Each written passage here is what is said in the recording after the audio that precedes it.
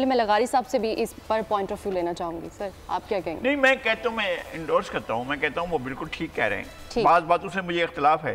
انہوں نے کہا ہے کہ جناب فلاں فلاں فلاں فلاں وزارتیں جو ہیں، ٹریڈ ہے اور کامرس ہے اور جو انرجی ہے اور جو فائنانس ہے، اس کے اندر تو کوئی سیٹ لوگ بیٹھے ہونے چاہیے، بالکل ہونے چاہیے. لیکن ان کے پاس سیٹ کہاں سے لوگ لائیں گے؟ مطلب کون دے گا ہمیں؟ ہم بارو کریں گے، وہ لوگ ہمارے پاس کہاں سے آئیں گے؟ مطلب کیا ہمیں آئی ایم ایف دے گا جو ہمیشہ دیتا رہا ہے؟ کیا ہم سٹی بینک سے لے کر آئیں گے؟ کیا بینک آف امریکہ سے لے کر آئیں گے؟ کیا ورلڈ بینک سے لے کر آئیں گے؟ یا کہاں سے ہمارے لوگ کہاں سے آئیں گے؟ ہمارے پاس لوگ تو وہیں سے آتے ہیں. شوکت عزیز وہیں سے آئے تھے، شعیب وہاں سے آئے تھے. اس کے بعد جتنے لوگ ہمارے یہاں آتے رہے وہیں سے آتے رہے. رضا باقر کو نہیں لانا. رضا باقر نے پی ٹی آئی کی حکومت کا پٹھا بٹھایا ہے نا، جو پرانے گورنر سے. آپ یہ کیا انہوں نے تو اس طرح کے لوگ آ کے بڑا تباہی. رضا باقر کے لیے ہی یہ سب کچھ کیا گیا تھا نا. اس سے پہلے جو آئے تھے بہت سے لوگ آئے تھے جو واقعی ایسا نہیں تھے، جو پاکستان کے لیے سوچتے، وہ نہیں تھے. اچھا آپ کا خیال ہے کہ نظیم بابر کو لے آئے واپس کہ وہ آ کر کام کریں؟ آپ کا خیال رزاق داؤد کو لے آئیں کہ جناب آپ آ کر ایکسپورٹ؟ میں نے کہا کوئی ینگ اکانومسٹ پاکستانی ہو، ضروری نہیں کہ وہ آئی ایم ایف سے آ رہے ہوں، ورلڈ بینک سے آ رہے ہوں. کوئی ینگ اکانومسٹ، ہماری میں نام نہیں لینا چاہ رہا، لیکن آپ کے پاس ایسے پاکستانی ٹیلنٹ ہے، بڑے پڑھے لکھے برائٹ ینگسٹرز ہیں، اکانومسٹ ہیں آپ کے، کہ جو بڑا دے نو دا انڈسٹری. جن لوگوں کا اب تک کا شعیب سے لے کر حفیظ شیخ تک اور شوکت ترین تک اور اسحاق ڈار تک جتنے لوگ ہمارے سامنے ہیں، ان میں سے ہمیں تو معلوم نہیں ہے کہ تو میں نے اولڈ بوائز کلب بولا، اولڈ بوائز کلب کو ریٹائر کر دیا ان جادوگروں نے تو اب تک ہمیں یہی کیا ہے، اس حال تک پہنچا. آپ محبوب الحق جا کر کوریا کو تو بلڈ کر دیتے ہیں،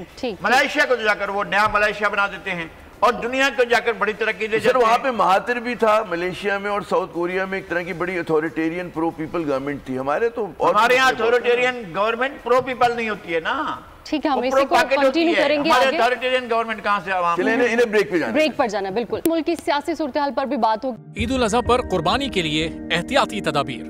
قربانی کرتے وقت صفائی ستھرائی کا خاص خیال رکھیں.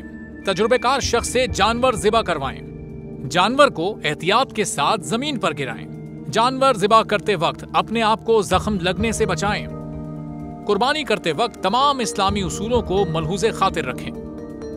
قربانی کے بعد خون پر چونا ڈالیں. قربانی کے علائشوں اور باقیات کو کھلی جگہ پر نہ ڈالیں. جانوروں کے فضلے اور علائشوں کو محفوظ طریقے سے تلف کریں. گندگی پھیلانے سے گریز کریں اور حکومتی ہدایات پر عمل کریں. احتیاط اور صفائی سب سے اہم ہے. اپنے ملک کو صاف رکھیں اور پاکستان کو بدلیں بول کے ساتھ. بول کی صفائی مہم کا حصہ بننے کے لیے ابھی اس نمبر پر رابطہ کریں 0337 0310 377 تاکہ بول آپ کی شکایات متعلقہ اداروں تک پہنچا سکے.